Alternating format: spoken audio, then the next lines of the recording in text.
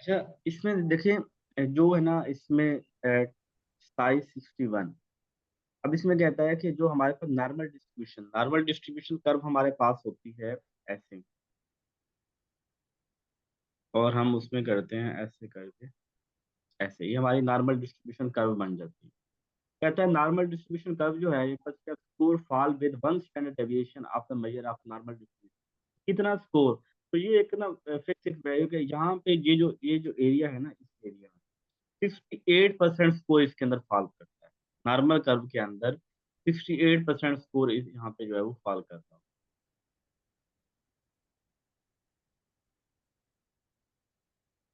इसका आंसर जो है वो 60, इसका पिछले क्या गया था, ये था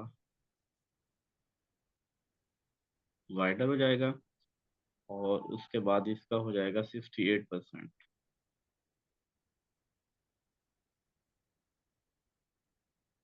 इधर गया 60। अच्छा ना, सही है।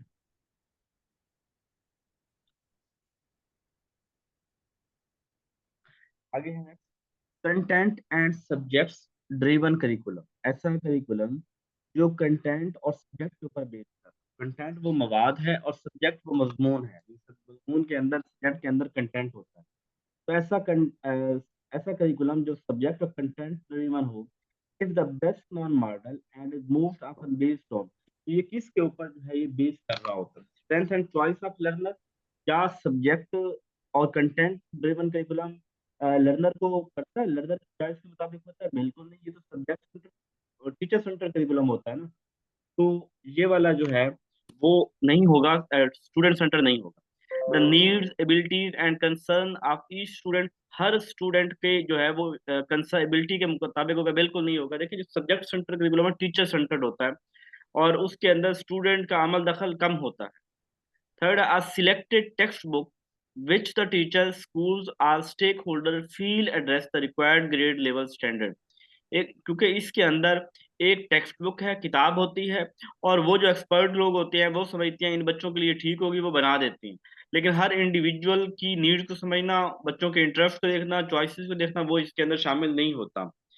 बट अब जो भी बुक्स हो टीचर डिसाइड करेगा, ये वाली है कि वो जो बड़े लोग हैं वो बैठ के डिसाइड करते हैं कि हमने बच्चों को क्या पढ़ाना है, उनके लिए क्या सूटेबल होगा। बच्चों का यहाँ पे डिफरेंसेस का नहीं समझा जाता। What is the curriculum content development. ये करिकुलम का जो कंटेंट है कैसे डेवलप किया जाता है? It can be created using a formal and informal development process. ये फॉर्मल और इनफॉर्मल प्रोसेस, डेवलपमेंट प्रोसेस से जो है वो होता है। It is content which emerge out of learner expressed interest of needs. ये स्टूडेंट के इंटरेस्ट के साथ। अब देखिए, जो है ना दूसरा इंटरेस्ट, वो कंटेंट में नहीं होता, वो कुछ चाइल्ड सेंटर होता, उसके अंदर होता। It moves often emerges as an orderly sequence system regardless of how the content. ये आर्डर के अंदर सीक्वेंस होती हैं चीजें, और ये नहीं होता कंटेंट कैसे है, बस एक तरतीब के साथ चीज होती है। कंटेंट करिकुलम कंटेंट डेवलपमेंट आल। जी, क्या आंसर होगा इसका?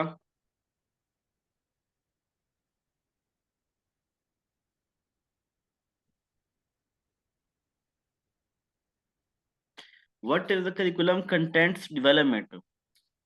करिकुलम का कंटेंट कैसे डेवलप किया जाता है? It can be created using a formal informal development process. ये इसका आंसर बी है, बी। मैं इस बताता हूँ। हम बात कर रहे हैं यहाँ पे, हमने कोई ये बात नहीं की कि हम कैसे करेंगे, या हम यहाँ पे सिर्फ एक बात ये कर रहे हैं कि जो कंटेंट डेवलप होता है करिकुलम का, वो आजकल आजकल आप फॉर एग्जाम्पल मैं आपको कहता हूँ करिकुलम डेवलप करें, तो आपकी अप्रोच क्या होगी? आप उसके अंदर आपकी अप्रोच ये होगी कि आप ये देखेंगे कि बच्चों के नीड और इंटरेस्ट के मुताबिक कौन सा करिकुलम मैं वो बनाऊं। यानी कंटेंट जब भी बनाया जाता है, करिकुलम बनाया जाता है, उसके अंदर हमारी जो मुराद होती है वो स्टूडेंट्स होते हैं। तो हम it is content which emerges, ये वो कंटेंट होता है आउट ऑफ लर्नर एक्सपेरिमेंट जिसके अंदर जो है वो स्टूडेंट्स का इंटरेस्ट शामिल होता है। स्टूडेंट चाहता है कि ये चीज पढ़े, हम वो वाली चीज करिकुलम के अंदर शामिल कर रहे होते हैं। तो एक ओवरऑल जनरल बात है कि करिकुलम कैसा होना चाहिए। जैसे हम कहते हैं ना, करिकुलम चाइल्ड सेंटर होना चाहिए, मॉडर्न अप्रोच ये है, ये भी उसी के मुताबिक बन रहा है। जबकि फॉर्मल इनफॉर्मल डेवलपमेंट प्रोसेस हमने कभी नहीं कि करिकुलम को ये फॉर्मल। हाँ, वो स्टूडेंट्स एक्सपीरियंसेस होते हैं, जी इफेक्टिव भी है, और करिकुलम बनाने के अंदर भी हमारी स्ट्रेटजी यही होती है। ठीक है, करिकुलम बनाने के अंदर भी हमारी स्ट्रेटजी यही होती है कि हम उसके अंदर इस चीज का ख्याल रखें। इसका बी ऑप्शन करेक्ट होगा। The greatest difficulty for a purpose driven curriculum, वो करिकुलम जो पर्पस ड्रिवन या किसी मकसद के ऊपर पूरा उतरता है, वो करिकुलम कैसा होगा? The extensive amount of differentiation that need to happen for student make the unique learning need known। यानी जो ग्रेटर सबसे बड़ी जो मुश्किल बात हो रही है कि जब आप करिकुलम बना रहे हैं, और सबसे बड़ी मुश्किल इसमें क्या होती है? क्या ये मुश्किल होती है कि हम करिकुलम बनाते हुए डिफरेंशिएट करना बड़ा मुश्किल होता है कि हर स्टूडेंट के इंटरेस्ट को देख के हमने करिकुलम बनाना है, तो एक एक्सटेंसिव अमाउंट है, इतनी ज्यादा डिफरेंशिएशन कैसे करें हम बच्चों की? That need to happen for student make the unique learn, कि हर बच्चे के लिए जो यूनिक लर्नर हमारे पास है, जिसकी एक हर बच्चे का लर्निंग का अंदाज मुख्तलिफ है, वो सबकी जरूरतों को जान के सबकी जरूरतों के ऊपर पूरा उतरे, ऐसा ऐसा करिकुलम जो डिफरेंशिएट कर सके। क्या ये मुश्किल है करिकुलम बनाने में? या क्रिएटिंग असेसमेंट, क्या मुश्किल ये है कि करिकुलम को असेस कैसे करें? क्या मुश्किल है teacher finding lesson to teach, कि स्टूडेंट जो है वो कैसे सबक फाइंड करे कि उसने क्या पढ़ाना है? या convenience teachers to do the work needed? तो इसका आंसर जो है, देखें आप सर मियां बादशाह सर थोड़ा सा गौर से देखें, सवाल को समझिए। The greatest difficulty for a purpose, curriculum बना रहे हैं आप, तो सबसे मुश्किल करिकुलम बनाते तो सबसे मुश्किल चीज क्या है? असेसमेंट करना कौन सा मुश्किल है? यानी करिकुलम को असेस करना, तो बाद में हमने करिकुलम कर लेना है, असेस कर लेना है, वो ज्यादा मुश्किल है? ये करिकुलम बनाते हुए हमें ये मुश्किल है कि हम बच्चों को डिफरेंशिएट कैसे करें, यानी जिन बच्चों के लिए मैं करिकुलम बना रहा हूँ, ऐसा करिकुलम वो सब बच्चों के लिए ठीक हो, सबके इंटरेस्ट, नीड्स, डिमांड्स के ऊपर पूरा उतर रहा हो, ये मुश्किल है। तो हमारे लिए मुश्किल ये होता है एक्सटेंसिव अमाउंट, कि हम इतना लार्ज पैमाने पे कैसे डिफरेंशिएट करें और हर स्टूडेंट की नीड के ऊपर पूरा उतरने वाले करिकुलम को बनाएं, ये हमारे लिए मुश्किल है। Which is not the component of curriculum designing, कौन सा करिकुलम डिजाइनिंग का कंपोनेंट नहीं है? एम्स, गोल्स एंड ऑब्जेक्टिव, ये तो होते हैं। जब भी करिकुलम डिजाइन कर रहे होते हैं तो हमारी स्ट्रेटजी होती है कौन सा एम है, कौन सा गोल लेवल पे है, कौन सा ऑब्जेक्टिव लेवल पे है। Day of the topic of presentation, कि उस्ताद ने क्लासरूम के अंदर क्या पढ़ाना है, ये उसके करिकुलम डिजाइन के अंदर ये चीज नहीं है कि मैंने आज क्या पढ़ाना है, आज के दिन तो ये वाला टॉपिक मेरा कौन सा होगा। ये करिकुलम डिजाइन के अंदर हम ये चीजें नहीं बना रहे होते। लर्निंग एक्सपीरियंसेस, बिल्कुल करिकुलम डिजाइनिंग के अंदर लर्निंग एक्सपीरियंसेस शामिल होते हैं, एवेल्युएशन भी शामिल होती हैं, चारों एलिमेंट्स जो होते हैं करिकुलम के, उनको हम मद्देनजर रख रहे होते हैं। तो उस्ताद क्या पढ़ाएगा उस दिन, किसी दिन, ये वहां पे डिजाइनिंग के अंदर नहीं होता। पेडागोजी जो है वो एक ग्रीक वर्ड है। पेडागोजी क्या है? ग्रीक वर्ड है। ये इसमें पी आ रहा है तो ग्रीक लगा लें। The study of mind behaviour, behaviour की बात कौन करते हैं? ये साइकोलॉजी वाले करते हैं, फिलोसफी वाले आइडियाज की बात करते हैं।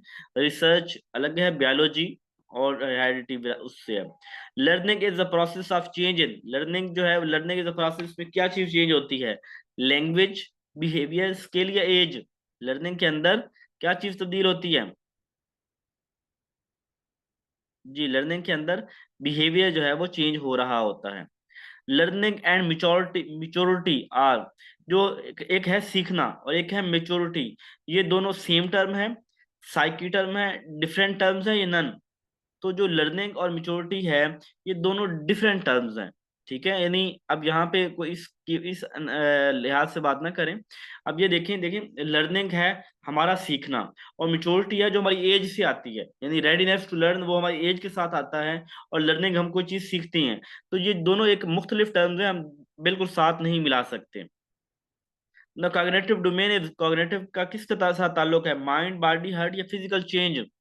कॉग्निटिव का ताल्लुक किसके साथ है? माइंड के साथ है।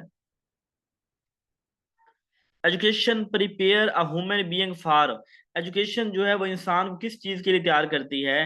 टीचिंग के लिए, पढ़ाने के लिए, सोशल लाइफ के लिए, लिविंग के लिए, स्कूल के लिए?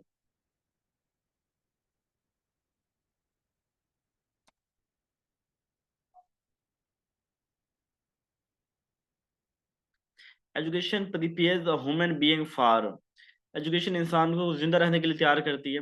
और उसी के अंदर इसके ना अगर देखा जाए तो दोनों सवाल ये ना दोनों ठीक हो सकते हैं जी, मैं यही बात कर रहा था। ये दोनों ठीक हो सकते हैं, लेकिन ज्यादा ब्रॉड, खैर जीतते तो हम वैसे ही हैं यार। तो अगर सोशल लाइफ के इंसानों के साथ जिंदगी कैसे गुजारनी है, हमें एजुकेशन ये सिखाएगी। देख, मतलब हाँ ठीक है, जीना भी है, ज्यादा सूटेबल सोशल लाइफ नहीं होगा कि देखें, लिविंग, जिंदा रहने के लिए हम जो है वो, ठीक है एजुकेशन हो गई, लेकिन असल चीज तो ये है कि जब एजुकेशन हासिल करते हैं तो एक सोसाइटी के फ्रूटफुल मेंबर बनते हैं हम। तो सोशल लाइफ से ज्यादा अप्रोप्राइट लगेगा। Education is a very powerful social, क्या है ये, एजुकेशन पावर सोशल मास्टर है, डिपार्टमेंट है, लीडर है, चेंज एजेंट है। तो education powerful social change agent है। ये हमें जो है वो यानी एजुकेशन से हम अपने आप को बदलते हैं, लोगों को बदलते हैं। Education contributes a strong economy. Education strong economy को कंट्रीब्यूट करता है, इंडस्ट्रियल इकोनॉमी को, इंडिविजुअल को, एग्रीकल्चर को, नेशनल नेशनल इकोनॉमी को। Education contribution strong economy, economy इसका मतलब है तो फिर तो सेल्फिश होना हुआ कि मैं बस खुद अमीर हो जाऊं बाकी दुनिया जाए भाड़ में, यानी मैं एजुकेशन हासिल करके जो है ना वो पैसा कमा लूं। बेसिकली ओवरऑल नेशन होती है, ठीक है।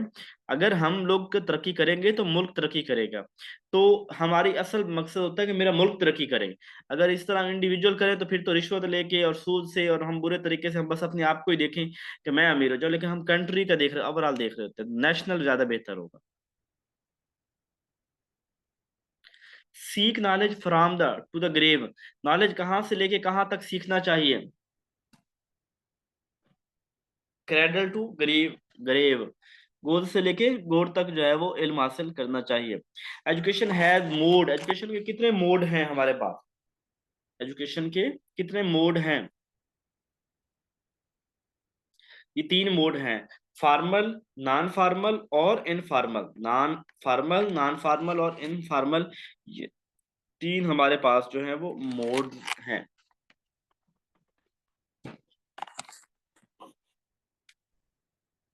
The foundation of education focus on understanding how things. तो ये फाउंडेशन ऑफ हैं, ये किस चीज के ऊपर फोकस करती हैं, यानी एजुकेशन की फाउंडेशन का क्या फोकस है। हाउ थिंग्स बिकम, चीजें कैसे बन जाएंगी, हाउ बिकेम, कैसे बन गई थी, हाउ विल बिकम, चीजें कैसे होंगी, हाउ शुड बिकम। तो जो है ना ये इसका टर्म्स यूज होती है कि फाउंडेशन एजुकेशन बताती है कि हाउ विल, चीजें जो है ना वो विल के साथ ये कैसे होंगी, मुस्तकबिल क्या होगा, मुस्तकबिल के अंदर ये कैसी होंगी। The word phila, phila mean love. तो अब यहाँ पे लव नहीं है, तो लव से मिलता जुलता वर्ड जो है वो ब्यूटी है, खूबसूरती है, तो ये आपने लगा देना। Philosophy emphasise on achievement of, किस चीज के अचीवमेंट की बात करती है, इंटरेस्ट, स्किल, मोटिवेशन या नॉलेज। फिलोसफी किस चीज की अचीवमेंट के ऊपर जोर देती है, इंटरेस्ट के ऊपर, स्किल, मोटिवेशन या नॉलेज। ये फिलोसफी जो है वो नॉलेज के ऊपर बेस करती है। Realism emphasise on importing education, realism किस तरह की एजुकेशन इम्पार्ट करने की बात करते हैं, लॉजिकल, कॉग्निटिव, वोकेशनल, स्पिरिचुअल। तो ये वोकेशनल की बात करते हैं रियलिज्म वाले, वोकेशनल एजुकेशन की बात करते हैं, स्किल सीखने की बात करते हैं। Science is based on logic, five senses, cognitive या skill. Science is based on, science किस चीज के ऊपर बेस करती है, लॉजिक के ऊपर करती है, ठीक है। साइंस हर चीज के अंदर लॉजिक देखती है, तो लॉजिक के ऊपर साइंस बेस करती है। Leader is a part of, leader किस एडमिनिस्ट्रेशन का पार्ट है, top level, middle level, lower, जी top level. Lesson planning is the detail description of the course, lesson plan जो है ना वो detail description of the course है। तो कौन बनाता है, ये टीचर, ठीक है। लेसन प्लान काम है, टीचर का काम है, जिसके अंदर वो डिटेल डिस्क्रिप्शन करता है। Aims, goals and dash are achieve through education. तो एम्स, गोल्स और क्या चीज अचीव किए जाते हैं एजुकेशन के जरिए, ऑब्जेक्टिव, ठीक है। टीचर रिलेटेड रिसर्च, कौन सी रिसर्च ऐसी है इसमें जो टीचर करता है, जिस रिसर्च का ताल्लुक टीचर के साथ है। एक्शन रिसर्च हो गया, जो क्लासरूम लेवल पे होती है, और इमीडिएट प्रॉब्लम बच्चों के लिए होती है। Teacher centre method of teaching are called, जो टीचर सेंटर मेथड होता है उसको हम क्या कहते हैं? Traditional method, activity cooperate method या डेमोक्रेटिक मेथड? तो ये ट्रेडिशनल मेथड है, ये टीचर सेंटर मेथड है, लेक्चर मेथड है ये। ऑटोक्रेटिक जो टीचिंग मेथड है ये कौन सा होगा? लो लेवल थिंकिंग इसके अंदर होती है, स्टूडेंट की वैल्यूज, स्टूडेंट को वैल्यू दी जाती है। हाई लेवल थिंकिंग होगी,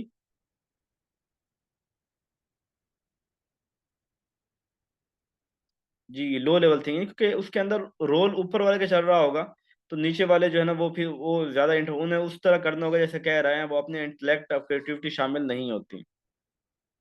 student are only listener, copier and passive in, किस मेथड के अंदर स्टूडेंट सिर्फ सुनते हैं, कॉपी करते हैं और पैसिव होते हैं? ट्रेडिशनल में सेल्फ लर्निंग, एक्टिविटी लर्निंग या मेटा कॉग्निशन? स्टूडेंट लिसनर सोचते हैं, कॉपी करते हैं और पैसिव होते हैं, ट्रेडिशनल मेथड में होते हैं। बाकी सब में टीचर की इन्वॉल्वमेंट होती है, इसमें तो स्टूडेंट जो है ना वो खामोशी से बैठा होता है, उस्ताद ही सब कुछ कर रहा होता है। एनुअल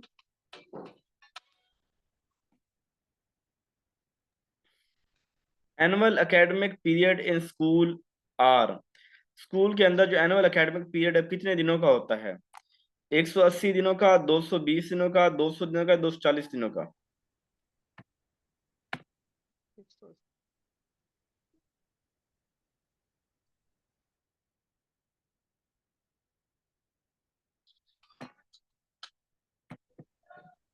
जी कितने दिनों का? एक मिनट।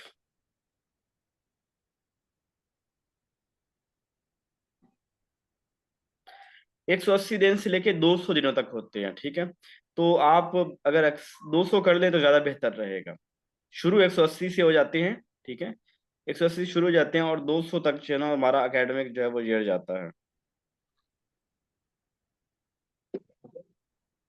चलो 180 कर दो यार।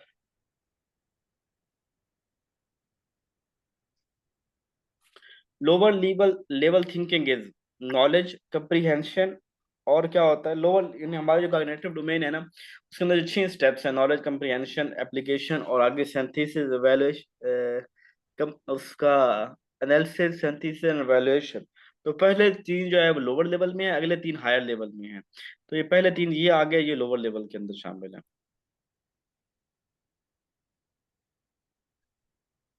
If a student does not understand the lesson, an effective teacher, अगर स्टूडेंट लेसन को अंडरस्टैंड नहीं कर पा रहा तो इफेक्टिव टीचर क्या करेगा?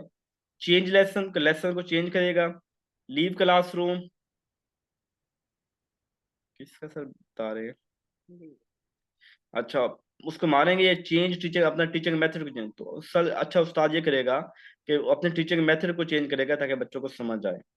डैश अफेक्ट स्टूडेंट लर्निंग, कौन सी चीज स्टूडेंट की लर्निंग को इफेक्ट करती है? स्कूल, इन्वायरमेंट, टीचर या फ्रेंड्स? अच्छा, कौन सी चीज, स्कूल, इन्वायरमेंट या टीचर? इन्वायरमेंट का ज्यादा रोल हम कह सकते हैं स्टूडेंट की लर्निंग को इफेक्ट करती है। Oral speaking and showing is, जो ओरल यानी जबान से जो बोलना और डिमॉन्स्ट्रेशन। छोटा सा पैकेज कर लिया इसका मतलब। तो ये डिमॉन्स्ट्रेशन, शो की बात आ जाए ना तो डिमॉन्स्ट्रेशन होता है। सर शोविंग की बात है ना, ओरल स्पीकिंग अकेला होता है ना, तो वो फिर जो है जो ओरल स्पीकिंग होता है उसको बोलते हैं लेक्चर। लेकिन जहाँ शोविंग की बात आ गई है ना, उस वजह से हम डिमॉन्स्ट्रेशन की तरफ जाएंगे क्योंकि उसमें करके दिखाया जा रहा होता है। Student centred method is also called, student centred method जो होता है उसको क्या कहते हैं? Instruction, teaching, direct instruction, indirect instruction. जहाँ जो टीचर सेंटर होता है ना वो डायरेक्ट इंस्ट्रक्शन होती है, ठीक है, वहाँ टीचर्स। जहाँ स्टूडेंट सेंटर होता है ना वहाँ टीचर इनडायरेक्ट होता है, बच्चे आपस में लर्न कर रहे होते हैं, उस्ताद कहीं ना कहीं फैसिलिटेट कर देता है। तो ये इनडायरेक्ट होगी जहाँ पर student centre, child centre, learner centre की बात होगी।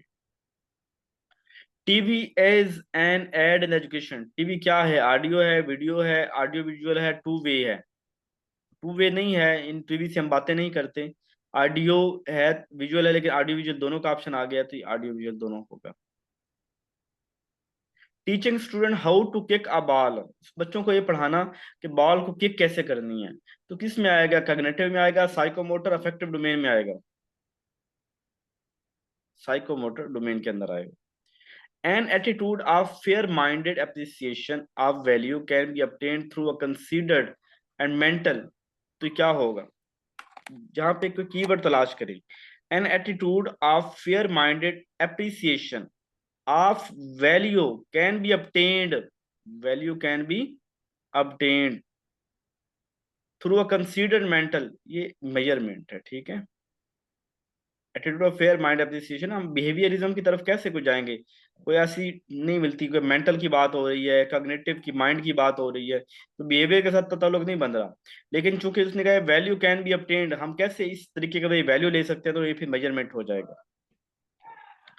Cannon work with emotion was mainly a study of, Cannon ने ना इमोशंस के ऊपर काम किया था, तो वो उसके emotions was mainly a study of किस चीज का है, पल्स रेट के ऊपर उसने काम किया था, हार्ट बीट के ऊपर, नर्व इंपल्स या glands of internal secretion secretion. तो जो कैनन ने इमोशंस के ऊपर वर्क किया था ना, तो इमोशंस हमारे न्यूरॉन के साथ उसका ताल्लुक होता है, दिमाग से, तो नर्व इंपल्स के ऊपर उसने काम किया था। Psychology deal with philosophy, behaviour, mental process, growth and development, social norms. Philosophy, psychology किसको डील करती है, सॉरी, साइकोलॉजी किसको डील करती है, फिलोसफी ऑफ इंडिविजुअल, जी, बिहेवियर और मेंटल प्रोसेस इसको करती है, ठीक है, रवैयों को देखती है और दिमागी पैटर्न में देखती है। The second last question, the psychologist often develop intervention to help student with, तो साइकोलॉजिस्ट जो है ना वो इंटरवेंशन करते हैं, इंटरवीन करते हैं कि स्टूडेंट की मदद की जाए, किन स्टूडेंट की मदद की जाए, जो फिजिकल डिसेबल होते हैं उनकी, जो जिनको लर्निंग के अंदर डिसेबिलिटी होती है उनको, या डाइटरी नीड्स जिनको खुराक का इशू हो, तो साइकोलॉजिस्ट इंटरवीन करते हैं जहां पे किसी को लर्निंग के अंदर मसला आ रहा हो। आखिरी सवाल, cognition means the act of, cognition का मतलब क्या है, cognition means the act of knowing and perceiving, doing something, working none. जी, ये जो आपके पेपर के सवाल है ना, वो इसी 500 के अंदर मैंने कहा था कि आ जाएंगे, 3000 तक हम जो है वो शामिल कर देंगे, जो जो सामने आता है उसको टाइप कर लिया। अच्छा जी, knowing and perceiving, doing something, working, तो ये कॉग्निशन का ताल्लुक चूंकि जानने के साथ है, दिमाग के साथ है, परसीव करना भी किसी चीज के बारे में, परसेप्शन बनाना उसके भी दिमाग, तो ये वाला पहला ऑप्शन इसका ठीक होगा। ठीक है जी, आज के लिए इतना ही, अपना ख्याल रखिएगा, इंशाल्लाह कोशिश होगी रात की क्लास, लेकिन श्योर नहीं है, अगर लेट हो गई तो रात की क्लास नहीं होगी, इसलिए दिन को हो गई है, तो बाकी जल्दी आ गया तो ज़रूर रात की क्लास होगी। जी, ये इसमें 4-5 सवाल शायद ऐसे हैं जो आपके जो है ना वो पेपर के अंदर आए थे, तो इंशाल्लाह ये अगले 1-2 दिनों के अंदर ना सारा पेपर हमारी डिस्कशन में आ जाएगा।